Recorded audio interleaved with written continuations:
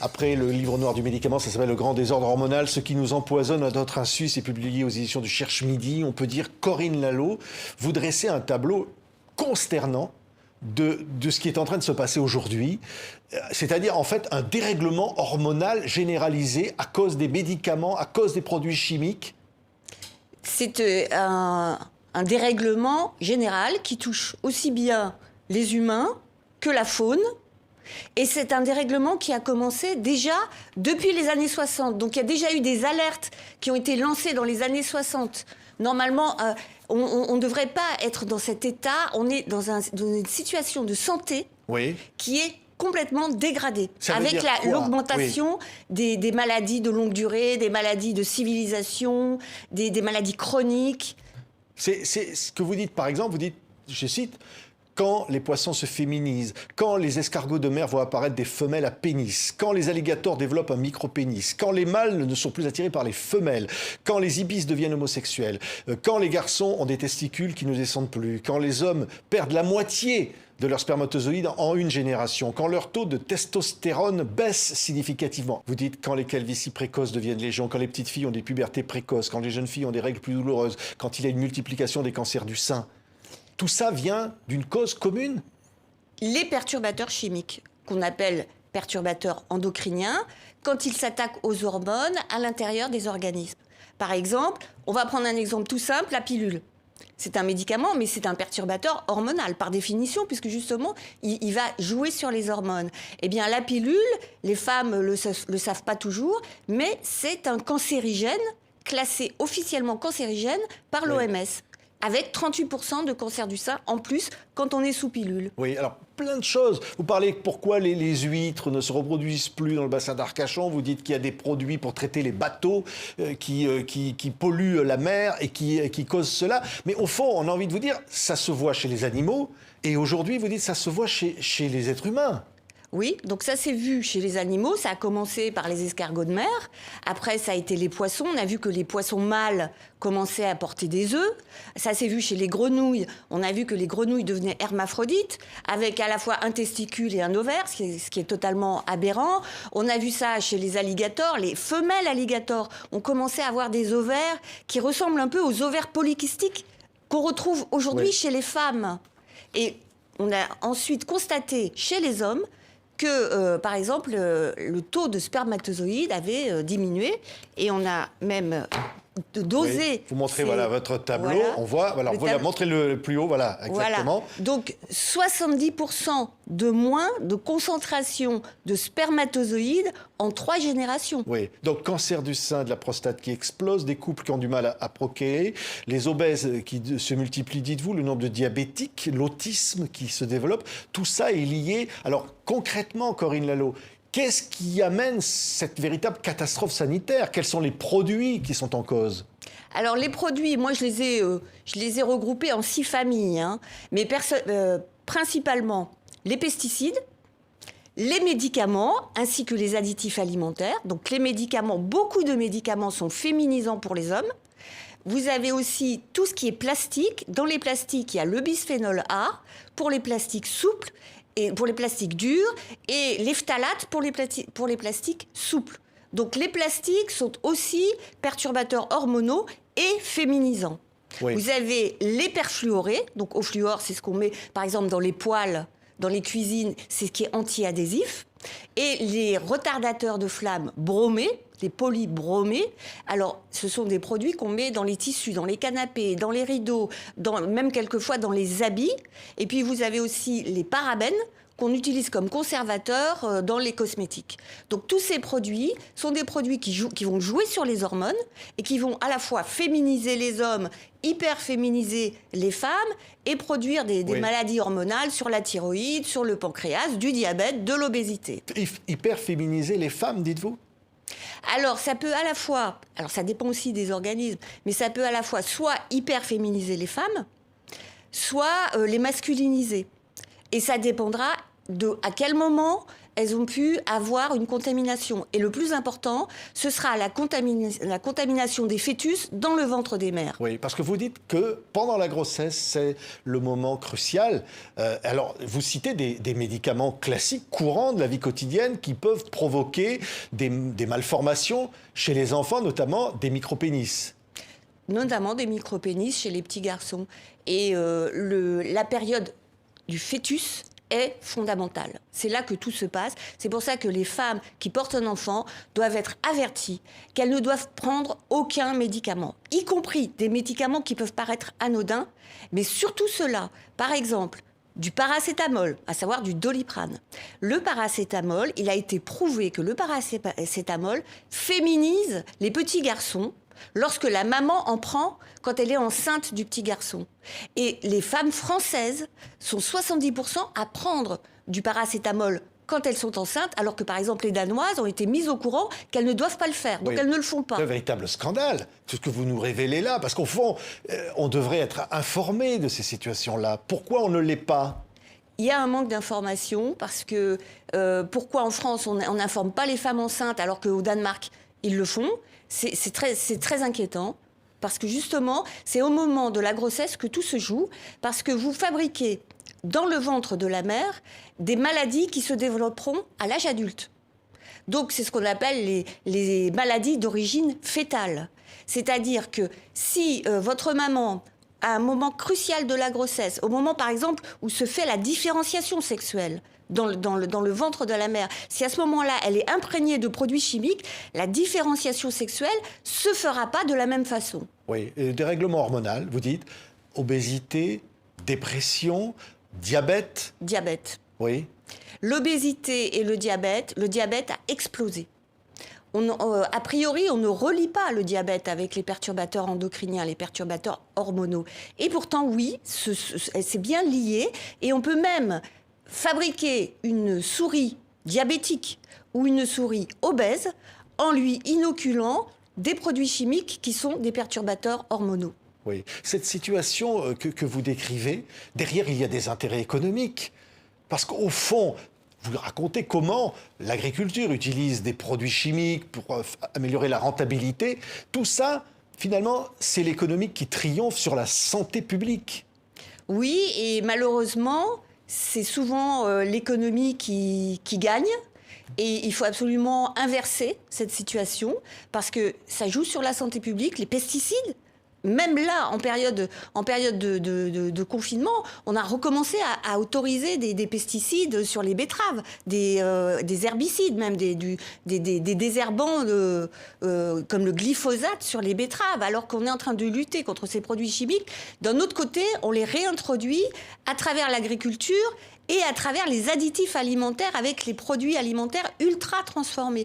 Donc il faut vraiment prendre conscience qu'il faut une révolution si on ne veut pas aller vers une disparition des espèces. Parce que les insectes ont déjà énormément disparu, les oiseaux, il y a beaucoup, certains batraciens, beaucoup de batraciens disparaissent et on dit « Oh, c'est la faute à pas de chance ». Non, c'est la faute à beaucoup de produits chimiques qui sont déversés dans la nature et qui agissent de façon chronique, non pas aiguë pour tuer les grenouilles, mais chronique en les empêchant de se reproduire normalement. Oui, oui. Le vaccin anti-Covid, évidemment, on parle du bénéfice-risque. On dit, effectivement, le Covid tue tous les jours. Vous dites aussi que le vaccin est un perturbateur hormonal ?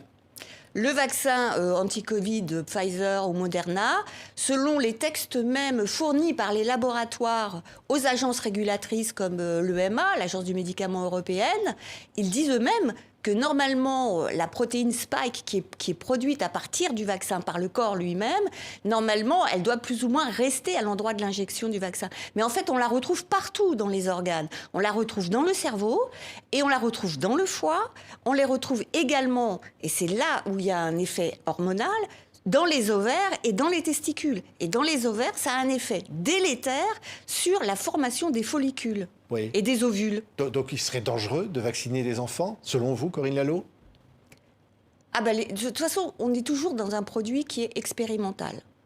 C'est un produit qui est en phase d'essai clinique. Donc, en matière d'essais cliniques, il faut être très très prudent. Les essais cliniques ne seront finis qu'en 2023. Donc il faut une extrême prudence avec un produit qui est expérimental. On n'utilise pas dans une vaccination de masse un produit qui est expérimental. Ça n'a jamais été fait. C'est aberrant. Oui. Vous dites, au-delà de tout cela, qu'est-ce qu'il faudrait faire? On peut changer son mode de vie? Ne plus prendre de médicaments quotidiens, se nourrir de produits exclusivement vérifiés, c'est très compliqué finalement. Oui. Alors, avant d'en venir à cette question, je voudrais rajouter sur la question du Covid, il y a une étude au Danemark qui a montré que plus vous êtes contaminé avec des perfluorés, donc des perfluorés, c'est ce qu'il y a dans les poêles par exemple, eh bien, plus vous êtes contaminé avec ces produits-là, plus vous faites des Covid graves. Vous voyez? Donc, le système hormonal a aussi un lien avec le système immunitaire. Donc, si vous protégez votre système hormonal, eh bien, vous allez être moins sujet à attraper des virus ou à développer des Covid graves à partir de ces virus. Oui. Mais c'est là où vous me posez la question. Effectivement, il y a moyen de se défendre en réduisant l'apport de produits chimiques tout au long de la journée. Et je donne toutes les clés dans le livre. Oui, parce que c'est vrai qu'on pourrait dire, Corinne Lallot, que les facteurs aggravants du Covid, que sont l'obésité, le diabète, sont aussi des facteurs provoqués, dites-vous, par ces perturbateurs hormonaux. Exactement. C'est-à-dire qu'est-ce que c'est qu'un Covid ou quelqu'un qui est malade qui se trouve en réanimation? C'est pas juste un virus, c'est surtout un hôte, la personne qui va recevoir un virus, et comment le système hormonal et le système immunitaire, conjointement avec le système nerveux, vont négocier ce virus, comment ils vont l'intégrer et comment ils vont faire en sorte que l'organisme ne tombe pas malade. Et si votre organisme est sain, eh bien, le virus n'a aucun poids sur vous. C'est pour ça que 99,9% des gens ne font pas de Covid grave. C'est une maladie qui ne touche pas la grande majorité des gens. Les personnes qu'elle touche, ce sont des personnes qui sont affaiblies à cause d'un organisme qui est lui-même malade, beaucoup de comorbidités, et souvent à cause de ces maladies hormonodépendantes que sont le diabète, l'obésité, et il y a d'autres maladies comme l'autisme, et il y en a d'autres comme l'allergie et l'asthme auxquelles on ne pense pas, mais qui sont aussi liées aux perturbateurs endocriniens. Oui. Donc au fond, vous dites, parfois on dit que ces maladies-là sont faute à pas de chance. C'est un peu ce qu'on dit parfois. On dit à la naissance, on est comme ça. Mais vous dites, il y a véritablement une origine externe. Vous prenez dans votre livre la comparaison d'un bocal avec des poissons à l'intérieur, et qui décrit bien finalement ce que vous dites. Oui, c'est-à-dire que quand le poisson devient malade, ça ne sert à rien d'aller lui donner des médicaments. Ça ne sert à rien de dire « Ah ben on va vacciner le poisson ». Non, il faut changer l'eau et lui redonner une eau saine, non contaminée, qui va lui permettre d'avoir une bonne santé naturellement. Merci. C'est possible. Merci. C'est possible. Oui. Et il faut le savoir que c'est possible simplement en faisant attention à son mode de vie. Merci, Corinne Lallot. Tout est dans le livre. C'est une très grande enquête. Ce qui nous empoisonne à notre insu, publié aux éditions du Cherche Midi. En toute transparence, le grand désordre hormonal. Merci, Corinne Lallot, d'avoir été avec nous. Merci.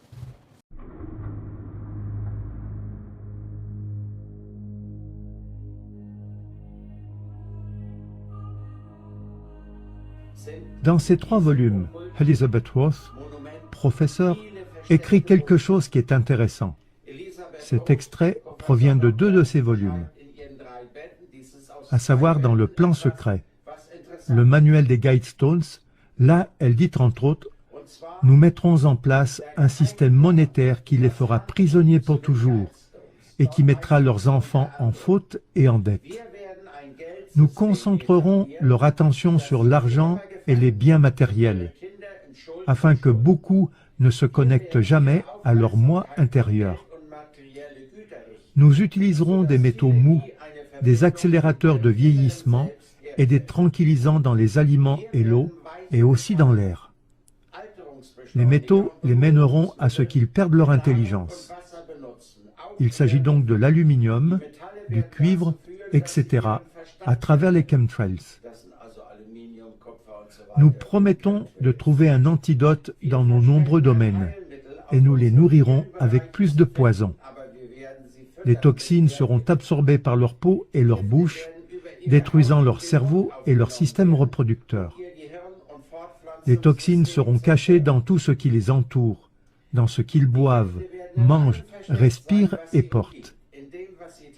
Avec des images amusantes et des musiques, on leur apprendra que les poisons sont bons. Lorsque les femmes accoucheront, nous injecterons des toxines dans le sang de leurs enfants et nous les convaincrons que c'est pour les aider. On commencera le plus tôt possible quand leurs cerveaux seront encore jeunes. Nous prendrons leurs enfants avec ce qu'ils aiment, le sucré. Quand leur capacité d'apprendre aura été réduite, nous créerons des médicaments qui les rendront encore plus malades et qui causeront d'autres maladies, pour lesquelles nous créerons encore plus de médicaments. Nous utiliserons notre pouvoir pour les rendre dociles et faibles. Ils grandiront en étant déprimés, lents et en surpoids. Nous les distrairons avec l'impudicité, les plaisirs et les jeux. Ils feront ce que nous leur dirons. S'ils s'opposent, nous trouverons des moyens d'utiliser dans leur vie des technologies qui changent la conscience. Nous utiliserons la peur comme notre arme. Nous construirons leur gouvernement en établissant des animosités en leur sein. Nous aurons les deux côtés. Ils feront le travail pour nous et nous prospérerons grâce à leurs dettes et leur dur labeur. Si ça nous plaît, nous les ferons s'entretuer. Nous contrôlerons tous leurs aspects de leur vie et leur dirons quoi et comment penser. Ils seront occupés à s'entretuer jusqu'à ce que notre but ultime soit atteint. Nous continuerons à les faire vivre dans la peur et la colère par rapport à l'image et le son, et ainsi de suite. Comment cette réduction de la population se fera-t-elle? Ramener le nombre de personnes à 500 millions,